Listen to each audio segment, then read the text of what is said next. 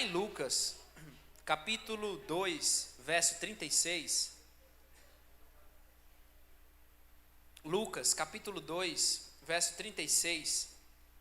Diz assim: havia uma profetisa chamada Ana, filha de Fanuel, da tribo de Asser, avançada em dias, que vivera com seu marido 7 anos desde que se casara. 37. E que era viúva de 84 anos. Esta não deixava o templo, mas adorava noite e dia em jejuns e orações.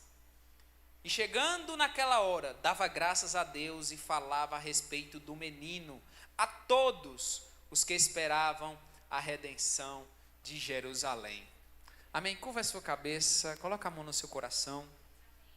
Aleluia. Ora ao Senhor, para que Ele possa falar com você nesta noite. Amém? Comece a orar. Diga: Senhor, fala comigo nesta noite. Ó Deus, fala o meu coração nesse jejum.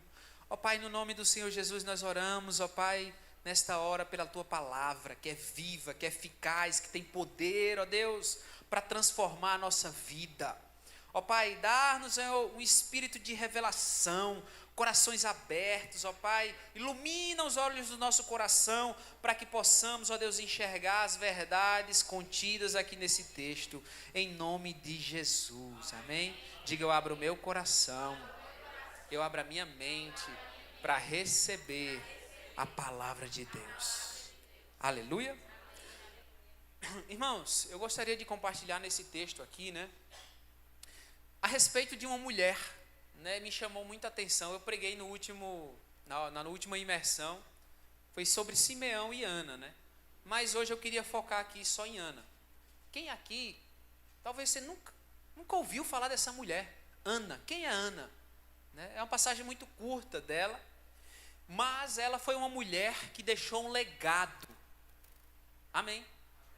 Ela deixou um legado, irmãos.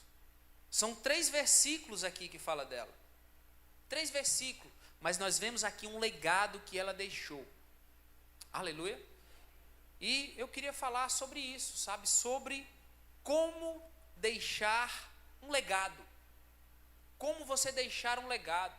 E quando eu falo um legado, pode ser para as pessoas aí de fora. Um legado é tipo assim, quando você lembra de Ana, eu já está muito claro na minha mente, Quando eu lembro de Ana, a profetisa do Novo Testamento, eu já sei, cara, aquela mulher fez isso, isso e isso. Eu lembro do que ela fez, eu lembro do que ela representa.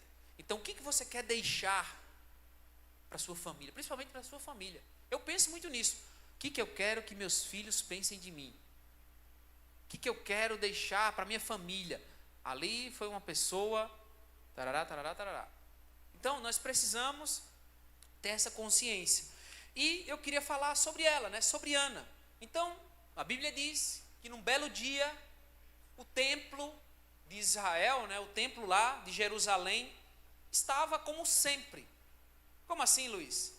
Movimentado, solene, sagrado.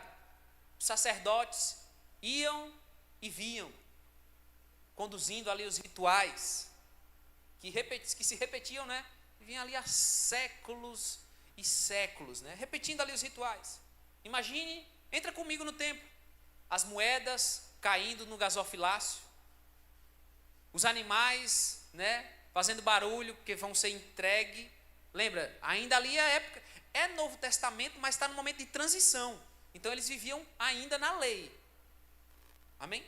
Então imagina o barulho das moedas caindo no gasofilácio.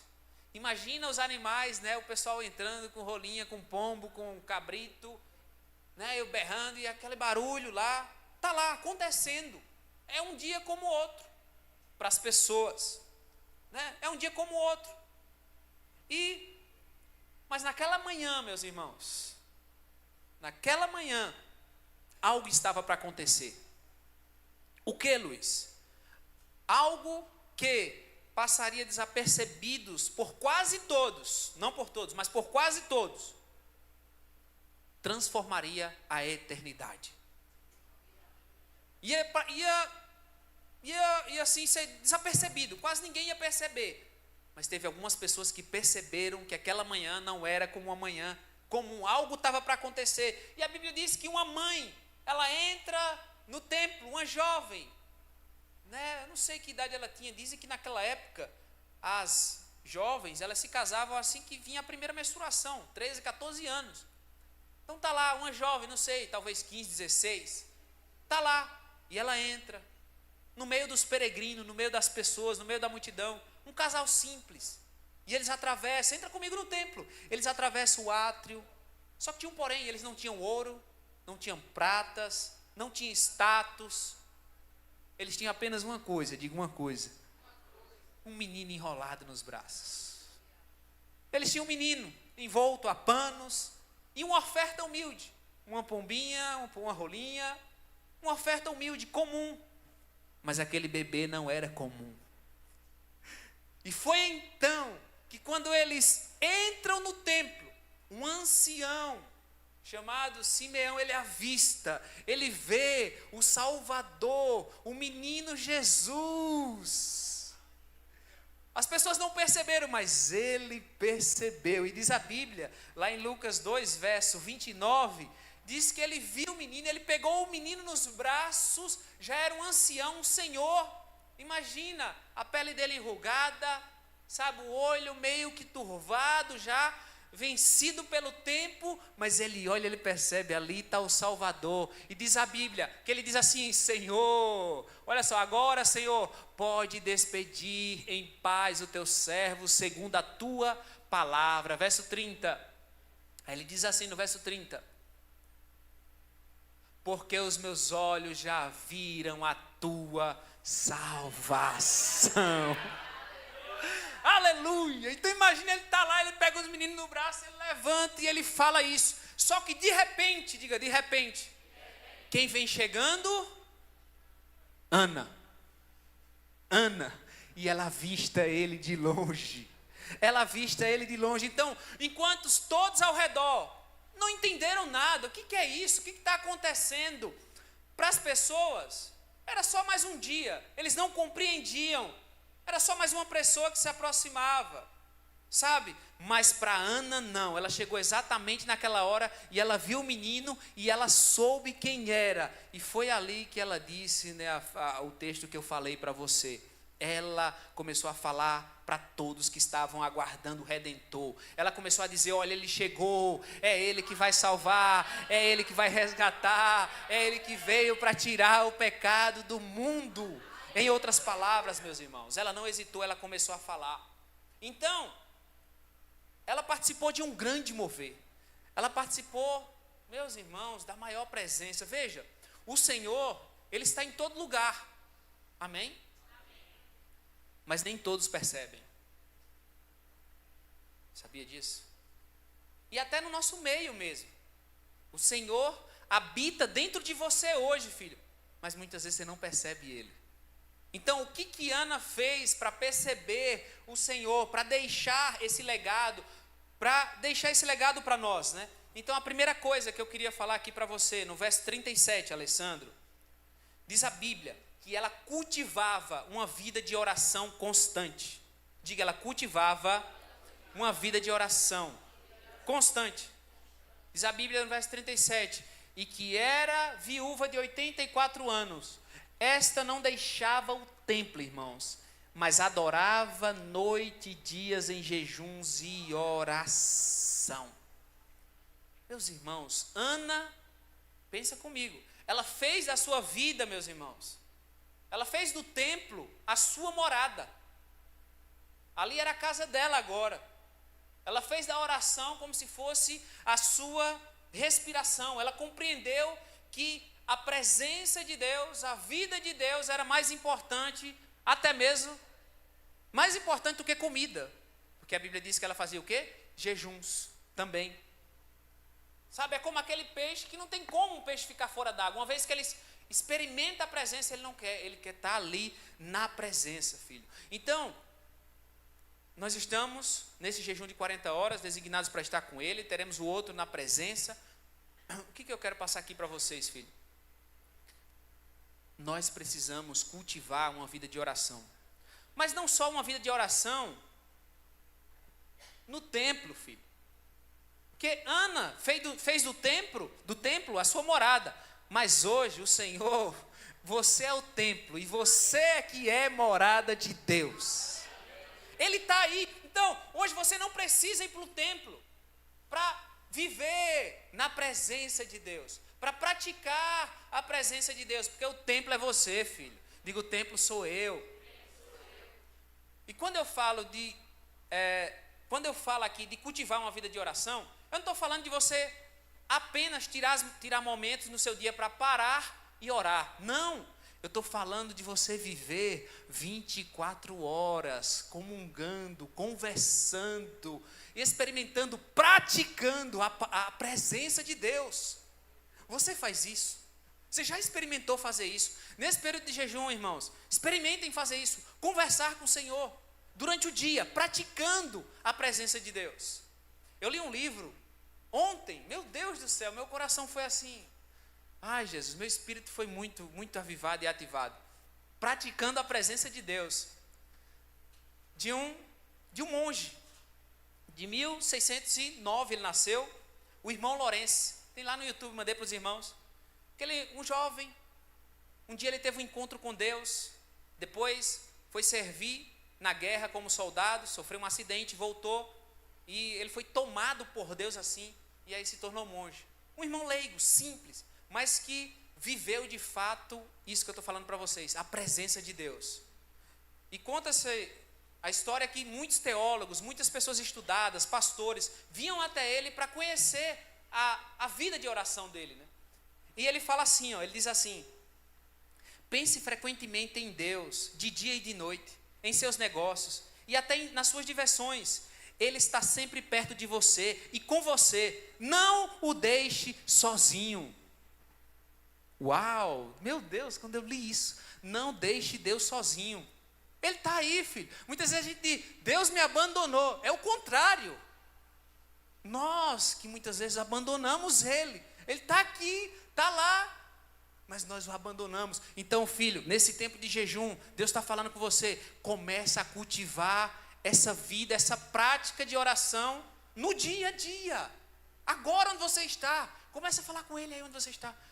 Paizinho amado, sabe, quando praticamos a presença de Deus, meus irmãos, a gente faz, sabe aquele trabalho chato que você tem, aquele trabalho ordinário, ele vai se tornar extraordinário. Experimente fazer isso, praticar a presença de Deus, filho. Amém, meus irmãos, vocês estão compreendendo? Experimenta fazer isso. Ele também diz assim: devemos estabelecer-nos em um senso da presença de Deus, conversando continuamente com Ele. É vergonhoso abandonar sua companhia. Não é Deus que me abandona, é eu. É vergonhoso abandonar sua companhia para pensar em futilidades e tolices. Então, filho, quando eu estou falando aqui de orar, é mais do que falar. É você estar conversando com Deus no seu dia a dia, no seu trabalho, lavando os pratos, varrendo a casa, costurando, dando aula. Amém? Você é templo de Deus. Segundo, para a gente avançar, diz a Bíblia, por que Ana deixou um legado, né? Ela renunciou o mundo para focar no espiritual. Porque a Bíblia diz que ela se consagrava por meio de oração, jejum, adorava por meio de oração e jejum. Então o jejum na vida de Ana não era uma prática esporádica. Porque assim, olha para cá. Será que você já falou isso? Irmãos, na videira é muito jejum, né? Minha sogra, né? Rapaz, na tua igreja é muito jejum, né? Minha sogra lá, de outra igreja era, né? É muito jejum, né? Só que será que é muito mesmo? Comparado com Ana, filho, não era. Ela fazia do jejum, não era algo assim, esporádico. Não, meu querido, era constantemente, ela estava no templo, não deixava. Quando eu falo aqui, que ela não deixava o templo, aí eu aplico na sua vida. É você deixar o templo do Espírito Santo, é você perder a consciência de que Ele está aí dentro de você. Você pode viver como Ana hoje. Como? Consciente da presença de Deus dentro de você, amém? Diga, eu sou templo e morada do Espírito Santo. Ela tinha essa consciência, né? E ela adorava por meio de jejum e oração, sabe? Então, ela jejuava enquanto outras pessoas, sabe, estavam vivendo a sua vida. Ela orava enquanto muita gente estava dormindo. Ela adorava enquanto o templo se esvaziava. Ela vivia uma vida de consagração, filho. Ana permaneceu na presença. A presença de Deus na vida de Ana não era uma coisa, um conceito, mas era de fato o lar dela. Amém, meus irmãos? Então, no mundo de hoje, filho, no mundo de hoje, nós somos muito distraídos. Você vai sair daqui, seu dedo vai coçar para você olhar Facebook, Instagram, para você se distrair. Mas Deus te convida hoje. Jejum é isso também hoje, né? Não é jejum, mas pode ser uma coisa para você tirar, para você focar em Deus. Mas vivemos uma vida distraída, o excesso de coisas, de ruídos, sabe, meus irmãos? Mas Ana, ela guardava o seu coração. Nós fomos chamados para nos consagrarmos a Deus. Nós não somos, irmãos, crentes de domingo. Nós somos cristãos todos os dias. É na escola, é no trabalho, é no futebol, amém, Bosco? É no futebol, é nas brincadeiras, é em todo lugar. Nós somos cristãos, nós vivemos e nós praticamos a vida de Deus, filho. Então Deus chama você hoje a se consagrar. Jovens, eu louvo a Deus, né? Alguns irmãos da rede jovem, muito novinhos, né? Estão aqui, jejuando, orando. Olha aí que coisa preciosa. Deus vai fazer algo poderoso no meio desses jovens, sabe? É porque eu desconheço, mas assim, qual que é o jovem que quer, irmãos? Jejuar, orar. Uma coisa eu sei, aqui Deus está levantando jovens poderosos. Amém? Aleluia. Terceiro e penúltimo, eu queria chamar já o teclado aqui. Cátria está por aí ainda? Aleluia. A Zaira, né? Terceiro, Ana, ela vivia com expectativa do Salvador. Ela vivia com expectativas santas. Ela não apenas adorava, ela esperava pelo Salvador. Sabe, não sei se você está entendendo, mas aqueles tempos lá eram tempos escuros, de trevas. Sim ou não, pastor Alfran? Por quê? O período ali onde Deus não falava, se não me falha a memória, 400 anos, filho. Sem Deus falar, do antigo para o novo. Sem Deus falar, Luciana. Deus não falava mais, não tinha mais profeta, não tinha mais ninguém, não tinha para falar. Mas a Bíblia diz que tinha uma pessoa, uma profetisa. E ela ansiava por isso. A Bíblia diz que Israel estava ali debaixo do Império Romano. Os soldados andavam nas ruas.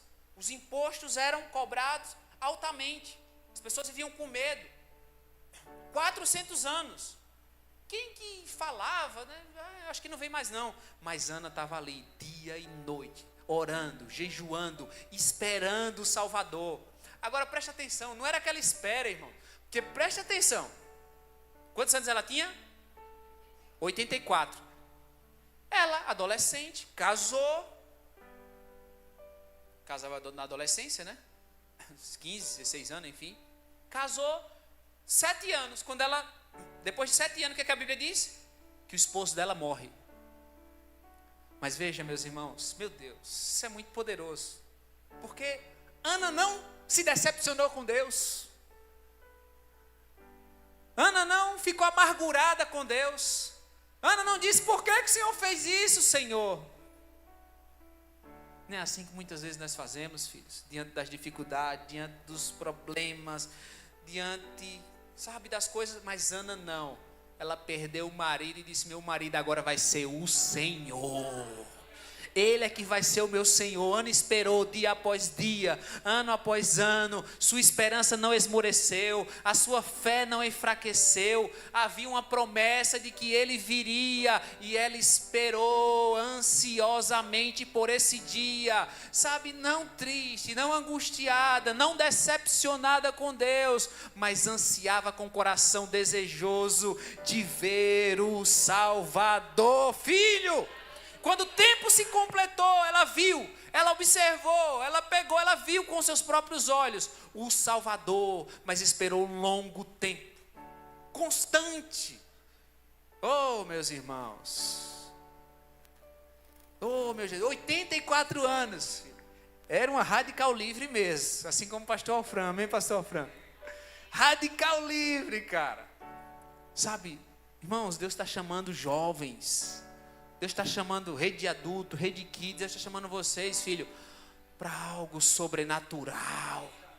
Ela esperava, eu pergunto para você, você espera pelo mover de Deus nessa cidade? Você espera pelo mover de Deus na sua célula? Você espera ansiosamente, filho. Ontem eu fui para Recife, meu Deus. Aí a gente entrou lá, né, na igreja lá. Meu Deus, que igreja linda. Parecia uns 2 estádios de futebol, o estacionamento. Sabe, igreja grande, enorme. Eu, meu Deus do céu, eu digo, Senhor, será que a gente vai viver isso um dia lá em Caruaru, Senhor? Oh, aleluia. Sabe, eu sonhando, cadê os pastores aqui? Quero conhecer, né? Sabe, lá sonhando e tal. Eu digo, meu Deus do céu, eu quero ver isso em Caruaru. Sabe, com várias food trucks, né? Lá, livraria, lojas. Eu digo, meu Deus do céu. Oh, Senhor, quero ver isso em Caruaru também. Eu anseio por isso. Eu quero ver, eu vou ver. Nem que seja como Ana, com 84 anos, Senhor. Eu estou vendo uma célula em cada bairro dessa cidade. Aleluia, filho. Deus está chamando você, filho. Deus está chamando você. Ana, naquele tempo de dificuldade, de problemas, de perder o marido, ela não esmoreceu. Era como as virgens prudentes. Ela permaneceu com a lamparina acesa.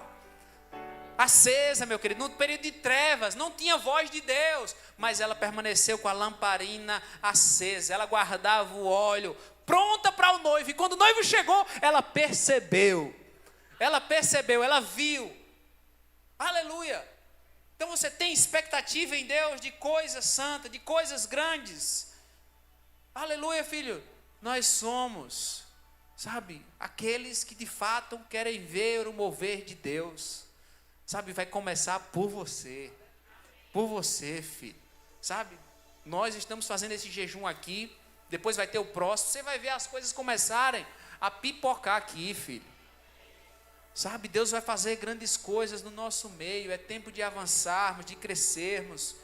Aleluia. E por último, para a gente concluir, diz a Bíblia, no verso 38, Lucas 2:38. E chegando naquela hora, dava graças a Deus. Ela viu o Senhor. E diz a Bíblia que ela fez o quê, meus irmãos? Diz a Bíblia que ela, olha só, dava graças a Deus e o quê? Falava a respeito do menino a alguns. Ai, meu Deus. Ela falava para todo mundo. Sabe, é isso que Deus vai fazer com você nesse jejum, meu irmão. Você vai ser atiçado, é como se Deus pegasse você é uma brasa, Deus vai te jogar dentro da fogueira e você vai sair pegando fogo, filho, daqui. Você vai querer falar. Quem experimenta da presença, ele não quer permanecer para si, ele quer falar para todo mundo. É assim ou não é, meus irmãos? A presença de Deus era tão real para ela, sabe, que ela decidiu transbordar na vida de outros. Quem tem um encontro genuíno com Deus, vive a vida que Ana vivia, praticando a presença de Deus, não deixando o Senhor, não abandonando o Senhor. Meu irmão, você vai transbordar na vida de outras pessoas. Fique de pé onde você está. Oh, Jesus. A gente vai conseguir cantar um louvor, Zé? Amém? Eu queria convidar você a ficar de pé, filho. Você sabe, nós começamos um trabalho, né, no Instagram. Eu comecei a gravar. É uma luta, tá? Mas sabe por quê, filho? Porque eu quero ser Ana aqui, ó. Quero transbordar, quero falar para todos. Para todos. É a minha vida agora, é como a Mayara falou. Eu não tenho Luiz no trabalho, Luiz em casa, Luiz na igreja. Você tem que dividir. O primeiro ministério é o da família. Não, filho, é um só. É família, é trabalho, é igreja, tá tudo num pacote. Pronto. Amém, meus irmãos?